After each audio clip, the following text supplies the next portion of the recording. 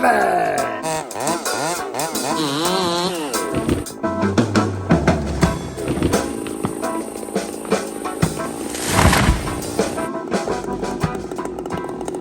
Okay friends, here's our last tree here. It's not pretty, but I think the wind might be helping us on this one a little bit. It's a balsam, it's not overly massive. It goes up, there's the tree, you can see it, yada yada, another tree. The only reason I'm going to stand on the low side of this grade is for one reason and one reason only. Who can guess it? Because of this. Because of that right there. There's absolutely makes no sense for me, as I've spoken before, about the low side of the tree. The low side of the tree is on the right side of this tree. It's the low side of the tree. So it's fairly flat in here, but it's not flat. It does grade down. So the high side is up here, right? So let's get behind this tree and have a look at what it's doing. Yeah, of course, like I thought. So the low side of the tree, friends, here, I'm gonna actually take you guys out. And then I'm gonna put you back. And you will be able to tell by how fast I play around with my undercut, how clean it is. I know you like watching them line up, but I'm just gonna freaking go cut the tree down, okay? So the low side of this tree. Friends, notice the cedar tree behind as I pan over to this tree. Is on the left notice side. The cedar. It is straight up and down. Look at the lean on the balsam. It leans. It's cranked over to the left. To the road, kind of. To the house, actually. It leans to the house. I'll give you a little scoot up there. See? So there's just no point in me standing on the high side of the thing when I can just clear out low. There's a huge escape route for me right here. Right? These are things you got to think about. It's residential tree work. It's not logging. It's one tree. If it was a hillside, I'd probably be on the high side of the wood, and that cedar out in front of it would be gone, or it'd be going back this way. You know what I mean? Just cut it down. Hey, do a sharp nipple, shickety crack, flick clack on it. So, but there's a target there. And if I have to bang a wedge, do you know what I mean? I'm not going on the high side of the tree. I'm not falling on the high side of the terrain. I'm going to fall from the low side of the terrain because of the target. That way I always know where my holding wood is. I can slide around, peek, check my wood, look up the tree way easier. There's hardly any bones, right, friends? Do you guys understand what I'm talking about when I say that? The low side of the tree is the left side. See all the limbs? Okay, and it rolls to the house. So I'm just going to stand right there. One more thing. Don't use the sharp go cut. On the right side of the tree, cut her up and let her go. Enough babble. Let's go. But these are the reasons. Look at the tree when you're falling it. Right? It's leaning back here, friends. That's where it's leaning, which is the underside of the tree. And if I got to start playing around with wedges and I'll just stand right there. There's a nice little ledge. It'll be easy as pie. Yeah. Oh, it's leaning out this way. Hard, actually. But if Mother Nature comes along with a little breeze, that would kind of be nice.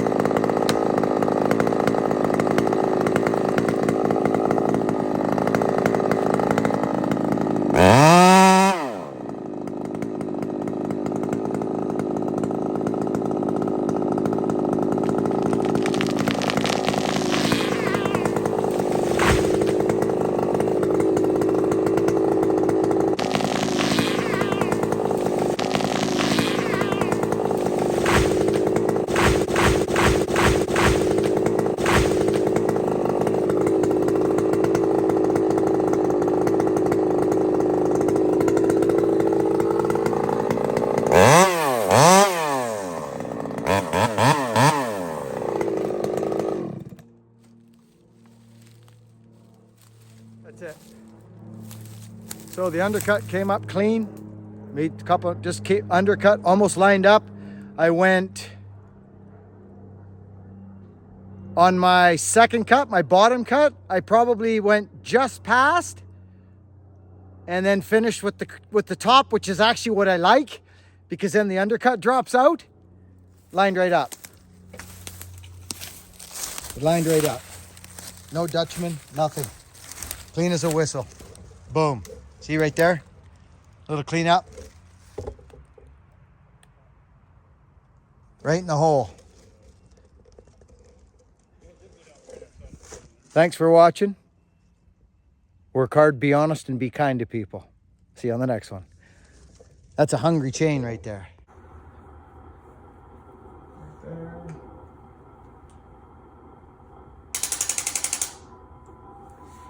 Gimbal. It's called a gimbal, yeah. I've heard of it actually.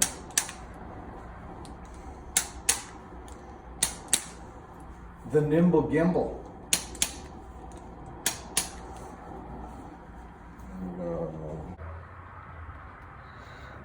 This guy, he's gonna get me cutting and chopping like never before. Bucking 2.0.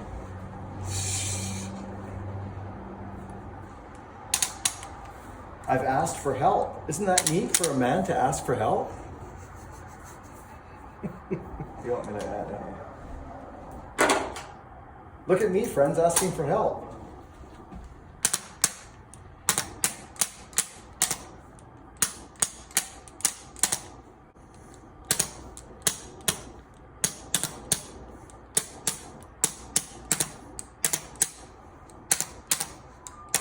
do stuff still, but I keep it out in front of me, I'm alright. And then let's see your hand. I'll do this one. Still tight. Oh yeah.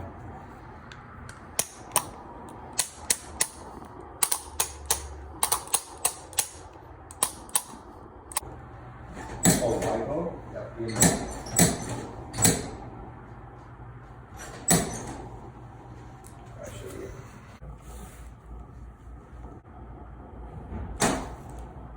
it is.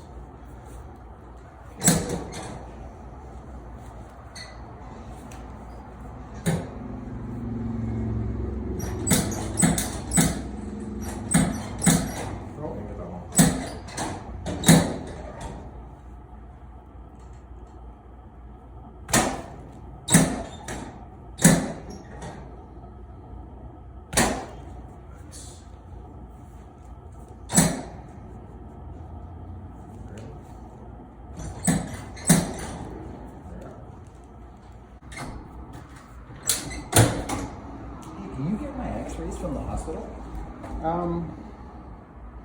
You can, but then you take a picture of them.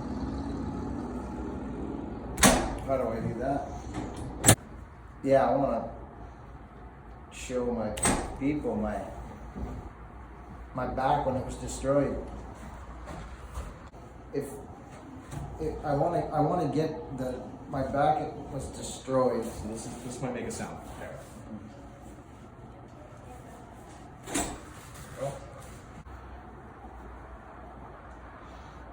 It's right there. Oh.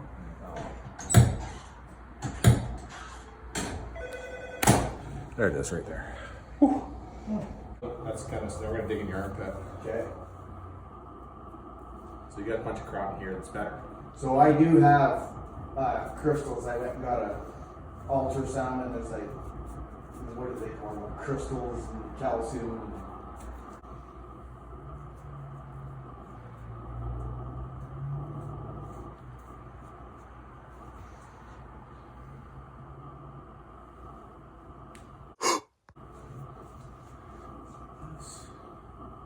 Check his ears. Oh, maybe they're there. There you go. There you go, Bill. Thank you, sir. There's an old joke about that, right? I went to the chiropractor the other day and he said, you're back. Anyway, we're getting there. And I thought to myself, because the pain levels have dropped and I've had a bit of movement, but I've also thought maybe there is maybe we can assist in healing. Did you hear that little tick right at the end? That was the only time I cracked there at that man's office. That was it. We didn't go through the regular lower. No one. I'm trying to get my X-rays. I want to share the accident report with everybody. I want people to see my lower back X-rays. I think it would be fun to relive that and go through that accident report. I'm going to see if I can get a hold of it. I may have to go to the hospital or maybe see Dr. Cameron, the guy who put me back together, my leg and all that. So yeah, anyways, I'm really, really, really missing this, friends. I'm just going to be honest. I'm missing this terribly. And, we're just not there. We're just not there. I can't do it. And I've made a couple dandies. This is my old Stoller axe that I got.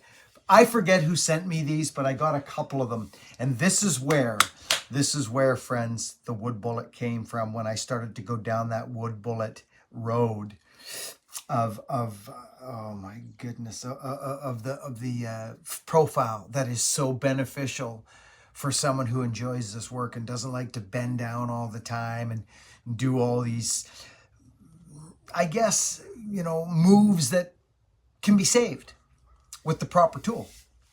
So this was the catalyst right here for the wood bullet, friends. This was one of the main catalysts. Look at the freaking profile on that. And if you want to know what I'm talking about, I'll show you what I mean. Right? You see, how's that going to break any wood? It's not. It's going to chop wood and it's going to get stuck. But guess what? That is not. That is most definitely not. Just so you know, I have. You see this? You see what's going on here? Okay? Look at this. Just a minute. Let's get this kind of right about there. You see what's happening? The curve is further up the handle. See this? Let's do it like this. Just a handle like this, you'll understand. See how it's forward? The peak of the curve is more forward. So it allows both hands to go, it changes the dynamics of the handle completely, and throws it all up here. It's weird, friends. I can't explain it. But friends, I'm sending this handle to Eli. This came from Jonesy, and I put about 3 hours of handwork into it, not a word of lie, to get this to the point where it's at. And it's going to the, I'm going to make this handle. We're going to do it. And that's it. And so we're going to have 3 handles. We're going to have the original, which was a big inspiration from Jonesy, which is this one. We did a lot of tailoring here and quite a bit of different changes. But Jonesy's really down here. It's a lot of Jonesy right in here. Yeah. Jonesy and you will always come up in the conversation. This is a dandy. So these are my plans and I'm going for it. And also, friends, I have, as you all know, a wedge banger handle. And I really like it. I really like it. It's big, friends. It is. It's not small. This is a 28-inch wedge banger. And you'll see we noticed something when we first got it, Eli, it came back a little odd and we had to make some changes. And I'm glad we did. They were thin. It was a bit thin down here. But listen, this is the beautiful thing about having girth. You can actually remove to your own specifications and what you like. If it's too small off the hop, you're cooked. You can't add wood. So this is, I really like this handle. You have to be careful when you have a big palm swell, when you're setting your axe, you can chip these off. That's why I'm thinking of talking to, I may even send him another pattern. I'm not quite sure. I may read, this one is so nice though, but I think I may make another one. So, well, I'm making a couple more patterns. Buck and Billy Ray axes. That's what we're doing. This video is way long enough now. My mom's coming over for lunch. We're going to hang out. I think I've said everything I need to say today. If you're going out cutting trees, learn the basics, because I know people come here looking for that stuff.